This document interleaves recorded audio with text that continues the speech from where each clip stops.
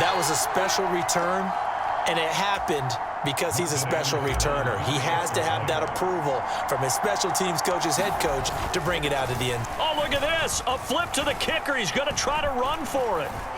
And he is not going to make it. They stop him up short, and this will remain a 6-0 ball game. I'm going to go out on a limb and say that you don't like that call on the opening drive of the game. It's a very strong limb that you're out on right now. Okay, look, the game between college and the NFL continues to creep closer, but that is truly a college play, not an NFL play.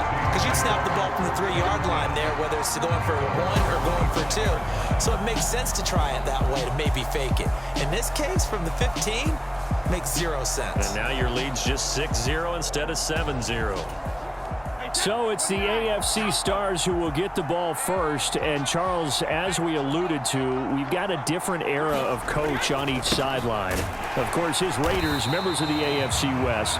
So this is a conference he battled in for his entire career. And you think about the landscape of the NFL as he was getting into the back half of his tenure. It was really a golden era for coaches. You had Don Shula, Tom Landry, Chuck Noll, Bud Grant. But it was John Madden who had the best winning percentage of them all. 759 in the regular season, the best ever. Brandon, it's hard to believe he could be so successful in a conference with all of those great teams. The Steelers won 4 Super Bowls. The Dolphins won 2 and were a mainstay in the playoffs. The Colts were tough, and the Broncos, they came on late and went to a Super Bowl themselves. But against Hall of Fame coaches, Coach Madden's record, 36-16-2. That's pretty incredible, and his Raiders were a factor each and every year. I don't think this is the script they had in mind for their opening drive. This is 3rd and long. Here's Brady. That one caught by Tyreek Hill. And he's not going to sniff the first down here. He stopped at the 25. It's a gain of 11, but they're still well short. It's 4th down. Never make the mistake that the slot receivers, especially the little guys like we're watching here, are just quicker than fast. A lot of them combine quickness and speed, and they catch a lot of footballs, as we just saw there. On is the Hall of Famer Ray Guy to punt this away on 4th down. On the return, Hester.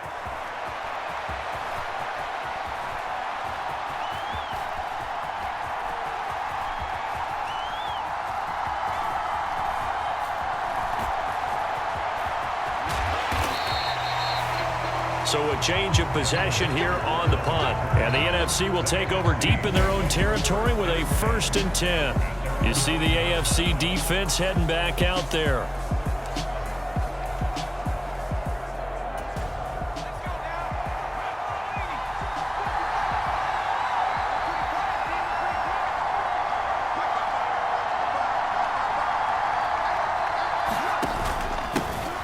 They start on the ground here at Sanders.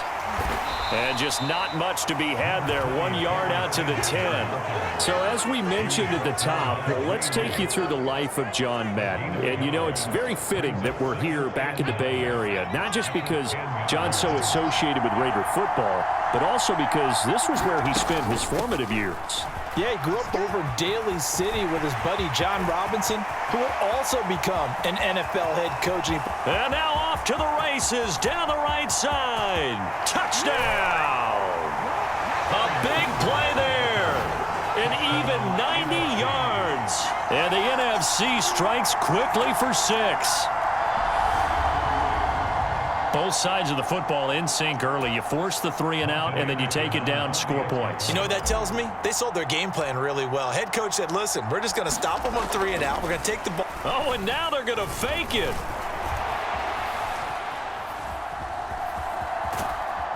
And a big loss here as he's taken down.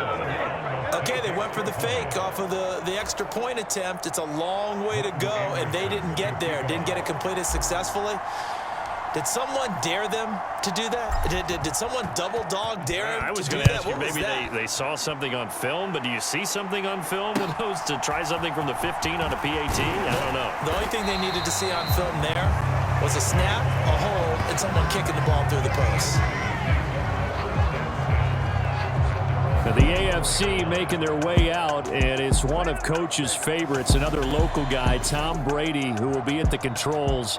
And, boy, Coach always admired the way number 12 could run an offense, and especially his ability to stay calm under pressure. Tom Brady is a guy who's always looking downfield. He never looks at the rush. He hangs in the pocket, and he makes a throw. He's a cool guy. He's a tough guy. Let me tell you, there's no one calmer in the pocket than Tom Brady. And I know that Coach has a great appreciation for Tom Brady, who turned 45 back on August 3rd, because Coach coached a guy like him in George Blanda, who played a long time in the NFL. In this game, it features legends and active players. Tom Brady qualifies as both. Charles, you mentioned Coach was a 21st-round draft pick back in 1958. It was the Philadelphia Eagles who selected him. But unfortunately for John, knee problems, they just continued to dog him. He was hurt in his first training camp. Actually never saw the field as a player in the NFL. But it was still during his time with the Eagles, you and I were talking about this before going on air, that you could start to see the light bulb going on for what his career path might entail. And it went on in a big way, didn't it? Because while he was rehabbing his knee, he started to spend a lot of time breaking down film with the Eagles, with quarterback Norm Van Brocklin, the future Hall of Famer and future head coach in the NFL. Remember, Norm Van Brocklin coached with the Falcons, he coached with the Vikings. And was there during that time. I think Coach Madden realized his love of football and love for teaching, combining all that together, and that meant being a football coach. So in 1960, began his coaching career at a small college south of San Luis Obispo called Allen Hancock, and then later at San Diego State University under another legendary coach, the guy who could throw it around pretty well, Don Coryell.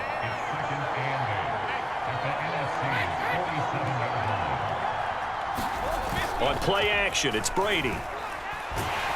Under a heavy rush, and down he goes. They push him back 8 yards that time on second down. 7th play of this drive coming up, but a long way to go on third down. And it's complete to Antonio Gates. And they will get this across midfield, but still well short of the first as he's dropped at the 46. Here's Ray Guy now on to punt it away. 2 minutes remain here, the first half of the John Madden Legacy game. We'll be back. Hey, we want to let you know, give you a fair warning that coming up at halftime, the folks at EA Sports have put together a very nice package in tribute to Coach Madden. So make sure you stick around for that. Again, coming up at halftime. The NFC offense coming out here, and you know, Charles, Coach Madden always said that if he had one drive to win a game and he had to pick a quarterback, he would pick Kenny Stabler. But I think if you asked him to omit any of his Raiders players, there's a good chance the guy he'd select would be Brett Favre. Brett Favre is always smiling. He's always laughing. He's always talking to someone. He remembers that it's a game. And if it's a game, you should have fun. And Brandon, that always reminds me of a great movie line where one of the players was telling the coach, every time I say it's a game, you say it's a business. And every time I say it's a business, you say it's a game. With Coach, it was always a game.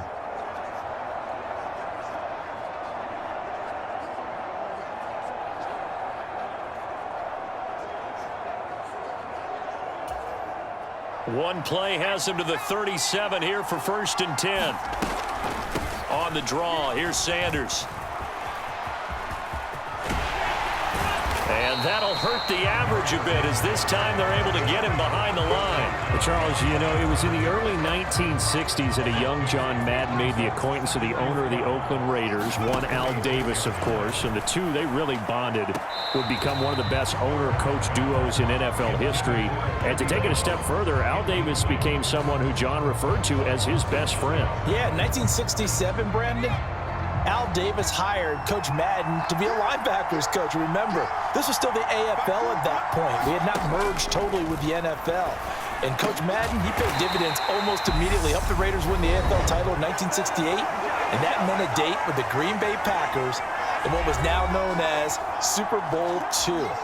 But by 1969, at the age of 32, just 32, Brandon, John Madden assumed the mantle of head coach of the Oakland Raiders.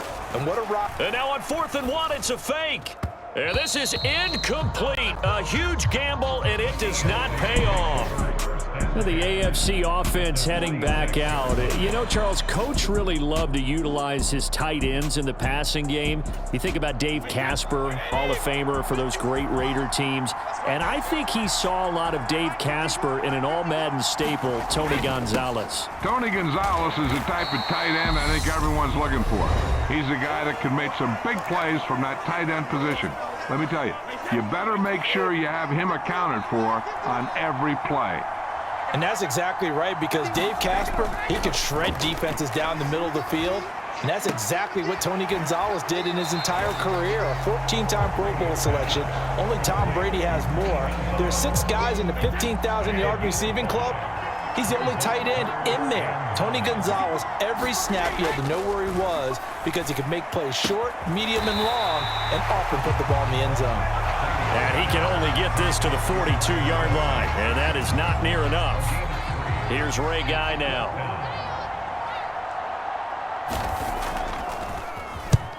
He's been a busy man here in this first half as he gets it away. That one sails out of bounds. The side judge will walk it off. And he says it went out of bounds at the 9-yard line. Nice punt. So well done there. And these punters, they get more specialized and better each and every year, don't they? They sure do. And now it's really not the American punters. It's the Australian punters with their kicking academies and that flat drop and just kind of kicking the nose of the football. They're able to almost stop it where they want. So we're at halftime of the John Madden Legacy game, and now we present a special tribute to the man of the hour, narrated by the Raiders' own Trey Mosley. The AFC going to get the football first here as we are back underway from Oakland in the John Madden Legacy game. No run back here for Hall, and this will come out to the 25. The AFC offense set to take their next drive. Charles, it'll be interesting to see what adjustments this offense made in the locker room. Haven't really been able to get anything going offensively, virtually nothing in the ground attack either. So certainly something has to change here in quarter 3. And I'm pretty sure their friends from the defensive side of the ball told them exactly that, because those guys, the stop troops, they've been playing pretty well. They've kept them around in this game. Now they've got some time. The running game struggled in the first half. Opposition knows how to focus on defending the pass here. They've got to re-energize that ground game and maybe open things up for a comeback here in this half. Oh, the NFC pressure a little too much as they get home for the sack. It's a loss of 10 on the sack, and it leads to 4th. I'd say it's not panic time yet, but let's be honest about it. Empty possession here, not what you're looking for when you're down a couple of scores. Absolutely not. Trying to start the second half off on the right foot. Unfortunately, going to give the ball up. Here's Hester. And he's able to take it across midfield before going out of bounds. It'll be a net of only 30 here. 40-yard punt, 10 on the return. And the NFC is going to have a short field as they take over 1st and 10.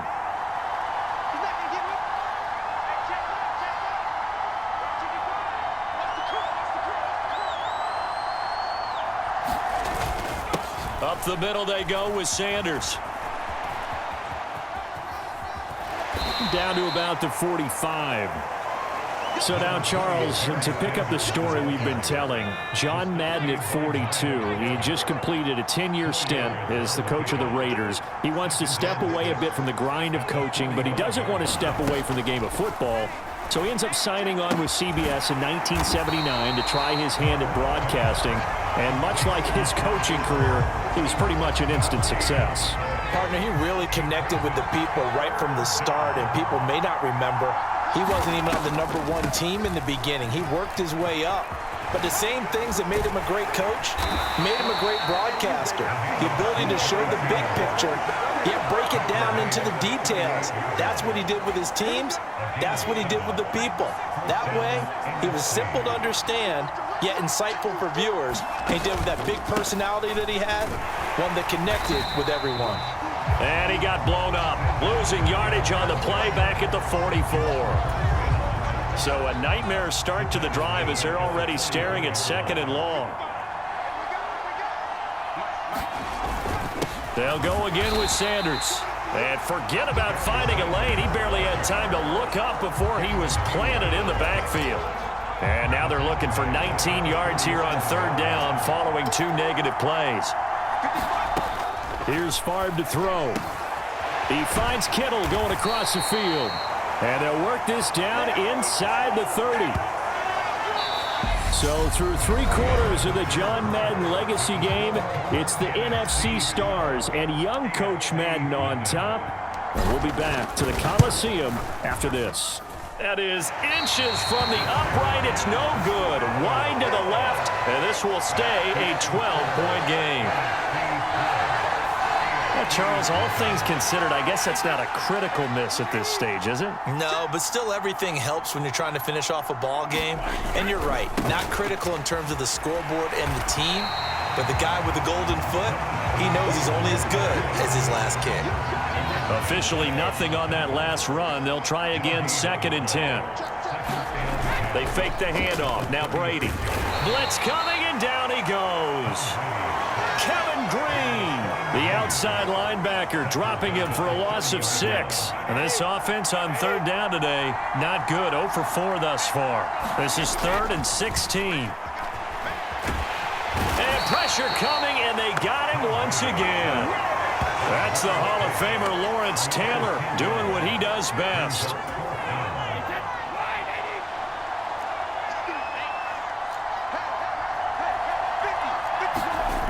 Now Brady got to have this one. And it's incomplete. They cannot convert, and they turn it over. The AFC went for it, and it doesn't work out. And now possession's going to go over with a football at the 20-yard line. On 1st and 10, it's Sanders. And he's only going to get a yard from the 20 to the 19. Able to stay in bounds, so the clock keeps rolling. And this defense right now backed up in the red zone. Another touchdown, it's over. They've got to stand tall quickly. Been in this spot before. Now there's a little bit of desperation creeping in, and all you're doing when you're talking to your defensive teammates is first guy there, hold him up. Second, third guy in, rake at the football. Get it out. We've got to create a turnover because one more score, and this game's over. So fresh out of the 2-minute warning, and here's another timeout taken with 1:55 remaining.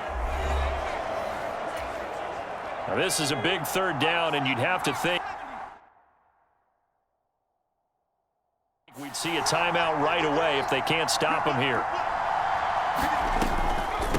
They'll run with Sanders up the middle. And oh, he's just going to be short here, barely, maybe by a half a foot. It'll be 4th and inches.